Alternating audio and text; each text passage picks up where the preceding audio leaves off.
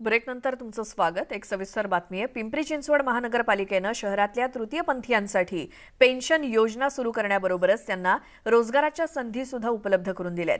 तृतीयपंथीयांना मुख्य प्रवाहात आणण्यासाठी कृतिशील पाऊल उचलणारी पिंपरी चिंचवड महानगरपालिका ही देशातली पहिली महानगरपालिका ठरली आहे। और ये खाद फैलाना ये बहुत डिफ़िकल्ट है। जो हमें है, जो तृतीयपंथी में जो मांगते हैं, ये हमें नहीं पसंद है, तो हमारा मजबूरी है।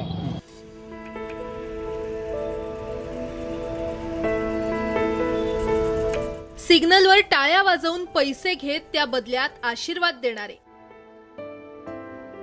कधी भर रस्त्यात वाद घालणारे, तर कधी उदरनिर्वाह चालवण्यासाठी देहविक्री करणारे अनेक तृतीयपंथी नजरेस पडतात।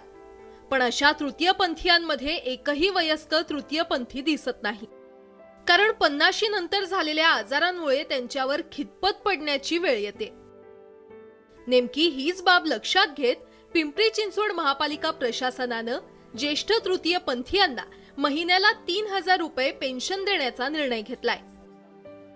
तसंच या समाजातील तरुणांना कामही देण्यात येणार आहे। तृतीयपंथी समाजामध्ये वयाच्या विशिष्ट टप्प्यानंतर किंवा तारुण्याच्या नंतर आरोग्याच्या अनेक समस्या आहेत। त्यामध्ये आम्ही 50 वर्षाच्या पुढील जे काही तृतीयपंथी आहेत, जे PCMCचे नागरिक आहेत, त्यांच्यासाठी आम्ही दरमहा 3000 रुपये द्यायचा निर्णय घेतलेला आहे। तृतीयपंथी समाजामध्ये जे अनेक तरुण आणि आम्हाला असे आढळून आलेले आहेत की जे उच्च शिक्षित आहेत आणि त्यांना काहीतरी चांगलं काम करण्याची आवड आहे, तर अशा लोकांसाठीच आम्ही प्रशिक्षणाचे कार्यक्रमाचं देखील नियोजन आम्ही केलेलं आहे। पिंपरी चिंचवड महापालिका प्रशासनानं घेतलेला हा निर्णय ऐतिहासिक ठरलाय। या निर्णयामुळे अनेक तृतीयपंथीयांना सन्मानानं जगण्याचं बळ मिळणार असल्यानं तृतीयपंथीयांनी देखील या निर्णयाचं स्वागत केलंय।